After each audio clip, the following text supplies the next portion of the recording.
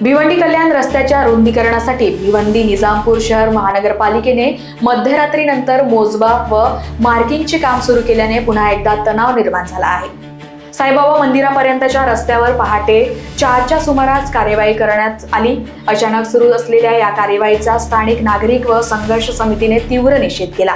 मोठ्या पोलीस बंदोबस्तानंतर काम सुरू असून पुनर्सूचना, पुनर्वसन व भरपाईबाबत स्पष्टता नसल्याचा आरोप नागरिकांनी केला आहे।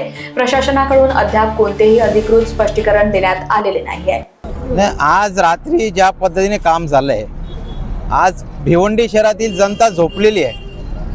दुकानदार आपापले दुकान, जे बाहेरचे दुकानदार ते आपल्या घरी गेलेले आहेत आणि अशा वेळेस हे लोक गनिमे कावा करून या दुकानांची मार्चिंग करतायत, घरांची मार्किंग करतात जे लोक झोपलेले आहेत। अशा चोरीच्या पद्धतीने हे लोक मार्किंग करतायत की इथल्या शहराच्या व्यक्तीला माहिती नाही पडलं पाहिजे की अशा पद्धतीने चोरीने ते लोक मार्किंग करून आपलं काम करण्याचा प्रयत्न करतात आणि त्यामध्ये पोलीस प्रशासन त्यांना सहकार्य करत आहे।